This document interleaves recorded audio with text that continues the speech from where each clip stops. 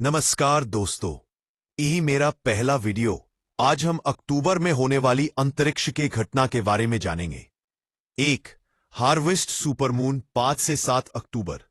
यह सुपरमून पारंपरिक मून कहलाता है क्योंकि यह शरद ऋतु के समय आता है और किसानों द्वारा रात में काम के लिए प्रकाश के रूप में उपयोग किया जाता रहा है। चांद सूर्यास्त के तुरंत बाद उठेगी, इसलिए खुला स्थान चुने जहां क्षितिज अच्छा दिख रहा है। चांद क्षितिज के करीब होने पर मून इल्यूजन की वजह से बड़ा सा दिखता है। पेड़ भवन को फ्रेम में लाकर फोटो लेने का समय उत्तम है। चश्मा या दूरबीन जरूरी नहीं है, खुशी से आंखों से ही देखें। यदि संभव हो तो शहर के रोशनी प्रदूषण से बाहर स्थान चुनें। चांद का रंग एवं वातावरण बेहतर दिखेगा। 2. ड्रैकेनिड मीटियर शावर 8 से 10 अक्टूबर। इस उल्का बारिश का स्रोत है धूमकेतु 21P जैकोबिनी जिनर द्वारा छोड़ा गया मलबा और इसके चरम समय को माना जा रहा है 8 अक्टूबर के प्रोक्ष समय के आसपास।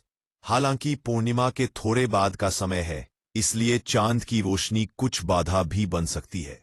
जल्दी के समय में और क्षितिज के पास की दिशा देखें। पूर्वी दक्षिण पूर्वी दिशा में आकाश खुला हो। अंधेरी खुली जगह से देखें, शहर के रोशनी वाले इलाके से कम दिख सकते हैं।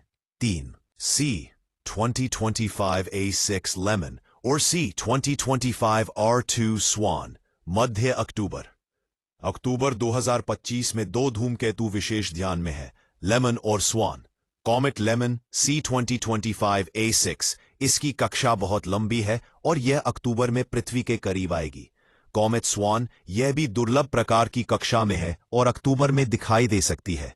विशेष बात यह ये धूमकेतु लगभग एक साथ और साथ में उल्का बारिश के समय दिखाई देने जा रहे हैं, जिससे यह माह खगोलीय प्रेमियों के लिए विशेष बन गया है। बाइनोक्यूलर्स या छोटा टेलीस्कोप पूरे अनुभव को बेहतर बना सकता है। खुले क्षितिज के साथ कम प्रकाश प्रदूषण वाला स्थान चुनें। रात में या सूर्यास्त के बाद पश्चिम क्षितिज की दिशा पर नजर रखें। धूमकेतुओं की अपेक्षित चमक और स्थिति दिन दिन बदल सकती है, इसलिए मोबाइल ऐप्स या नाइट स्काई मैप्स उपयोग करें। 4. ओरियोनिड उल्का बारिश अक्टूबर 20-21। यह उल्का बारिश धूमकेतु 1P हैली द्वारा छोड़े गए धूल कणों से उत्पन्न होती है और अक्टूबर का अंत इसमें उत्तम दृश्य देता है। 2025 में यह नया चंद्रमा के समय करीब चरम पर होगी, अर्थात अंधेरी आकाश में उल्काएं बेहतर दिख सकती है। मध्यरात्रि के बाद से सुबह सुबह तक का समय उपयुक्त है। पूर्वी उत्तर पूर्व दिशा की ओर देखें, क्योंकि उल्काएं उस रेडियंट से निकलती दिख सकती है। लेटने का चटाई या कुर्सी रखें। चारों ओर खुला आकाश रखना बेहतर होगा। अगर संभव हो तो कैमरा ट्राइपॉड के साथ रखें। लंबी एक्सपोजर से उल्काओं की खूबसूरत तस्वीरें आ सकती हैं। 5. ग्रह चंद्र संयोजन एवं अन्य घटनाएं 6 अक्टूबर को चंद्रमा और सैटर्न का निकट दर्शन, साथ ही चांद और नेपच्यून भी पास होंगे। 19 अक्टूबर को चंद्रमा और वीनस का संयोजन सुबह पूर्व दिशा में। 29 अक्टूबर को मर्क्यूरी अपने सामान्य सूत्र ग्रेटेस्ट ईस्टर्न एलोंगेशन पर होगा, जिससे सूर्यास्त के बाद पश्चिम दिशा में व्यर्थ अच्छी स्थिति में दिख सकता है। अमावस्या के बाद पश्चिम दिशा में ज़ोडिएकल लाइट 19-21 अक्टूबर के बीच देखने को मिल सकती है। P. ग्रह चंद्र संयोजन के लिए सुबह बहुत जल्दी उठना पड़ सकता है। पूर्व दिशा में खुले आकाश वाले स्थान चुनें। बुध मर्क्यूरी देखने के लिए सूर्यास्त के तुरंत बाद पश्चिमी क्षितिज पर नजर रखें, जहां क्षितिज के पास से दाता धब्बा दिख सकता है। ज़ोडिएकल लाइट देखने के लिए प्रकाश प्रदूषण बिल्कुल कम होना चाहिए।